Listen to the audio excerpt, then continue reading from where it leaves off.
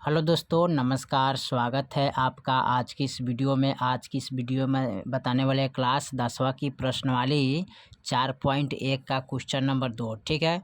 और question number 2 में करें निम्न स्थितियों को द्विघात समीकरणों के रूप में निरूपित करना है, ठीक है। तो क्वेश्चन नंबर 2 का पॉइंट यहाँ पर 1 है और इसको हल करना है। तो इसमें करें एक आयताकार भूखंड का क्षेत्रफल कितना है 528 मीटर स्क्वायर। ये क्षेत्रफल की लंबाई मीटरों में चौड़ाई के दुगुनी से 1 अधिक है। हमें भूखंड की लंबाई और चौड़ाई ज्ञात करना है, ठीक है। तो चलिए इसको हल करते हैं, लेकिन इसमें लंबाई और चौड़ाई नहीं दिया, ठीक है, तो हम मान लेंगे, ठीक है। चलिए इसको हल करते हैं।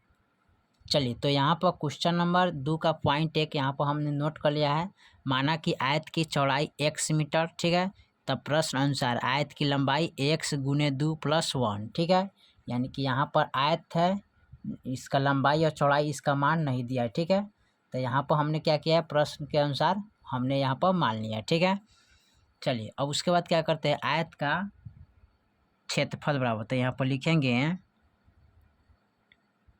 आयत का क्षेत्रफल बराबर, ठीक है। तो आयत का क्षेत्रफल क्या होता है फार्मूला, तो इसका फार्मूला होता है लंबाई गुने चौड़ाई, ठीक है, बराबर इसका यानी कि पूरा इसका जो आयत है ना, इसका पूरा यानी कि पूरा क्षेत्रफल कितना दिया है 528 मीटर स्क्वायर, ठीक है, इसका पूरा।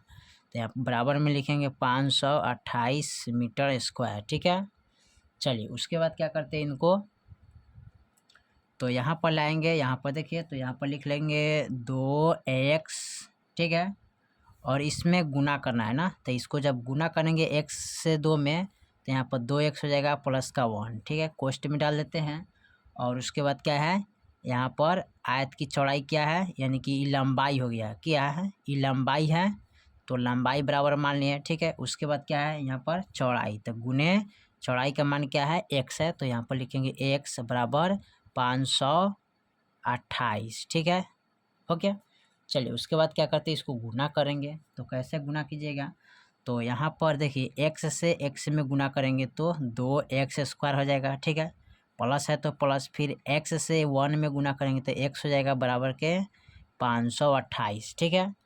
चलिए उसके बाद क्या करते हैं, इनको यहाँ पर लिखेंगे 2x² प्लस के x, देखिए बराबर का इधर है दाहिना साइड में, तो इसको बायां साइड में उठा कर लाना है, तो प्लस है तो माइनस में हो जाएगा 528 बराबर के 0, ठीक है। तो देखिए इसमें कह रहा है द्विघात समीकरण का रूप में है या नहीं है, ठीक है। तो देखिए 2x² प्लस के x माइनस के 528 बराबर 0, ठीक है। तो यहाँ पर लिखेंगे यह द्विघात समीकरण के व्यापक रूप यानी कि ax plus bx plus c बराबर 0 के रूप का है, ठीक है। तो यहाँ पर लिखेंगे अतः यह द्विघात समीकरण है, ठीक है। यही आपका आंसर रहेगा, ठीक है। चलिए उसके बाद देखते हैं इसका पॉइंट नंबर दूसरा, देखते हैं क्वेश्चन नंबर 2 का पॉइंट दूसरा, ठीक है। चलिए तो क्वेश्चन नंबर 2 का पॉइंट दूसरा में करा है 2 क्रमांक धनात्मक पूर्णांक, यानी कि 2 को आपको क्या करना है धनात्मक पूर्णांक का गुणाफल, ठीक है। 306 है, हमें पूर्णांकों को ज्ञात करना है, ठीक है। हमें क्या करना है पूर्णांकों को ज्ञात करना है, ठीक है। तो चलिए इसको नोट करते हैं। चलिए तो यहाँ पर हमने क्वेश्चन नंबर 2 का पॉइंट दूसरा यहाँ पर नोट किया है। तो यहाँ पर हमने क्या किया है, धनात्मक पूर्णांक दिया नहीं है, ठीक है। तो इसमें हमने अपना से माने हैं, तो माना कि पहला क्रमागत धनात्मक पूर्णांक x माने, ठीक है, जो कि नहीं दिया है, ठीक है। और माना कि दूसरा क्रमागत धनात्मक पूर्णांक x + 1 है, ठीक है। चलिए तो यहाँ पर हमने लिख लिया है, तो यहाँ पर क्या करना है, और बराबर कितना दिया है 306 दिया है, ठीक है। तो इसको लिखेंगे यहाँ पर, देखिए यहाँ पर x है, तो यहाँ पर क्या करते हैं x लिखेंगे, और यहाँ पर x + 1 है तो x + 1 लिखेंगे, और बराबर 306 दिया है, ठीक है। चलिए उसके बाद क्या करते हैं, इनको x से x में गुना करेंगे तो x² हो जाएगा प्लस का, फिर x से 1 में गुना करेंगे तो x हो जाएगा, और बराबर 306 हो जाएगा, ठीक है। अब इनको क्या करेंगे, यहाँ पर लिखेंगे x² प्लस के x, बराबर का इधर है, ठीक है, दाहिना साइड में, तो इसको बायां साइड में उठा कर लाएंगे तो प्लस में है तो माइनस में हो जाएगा 306 बराबर का 0, ठीक है।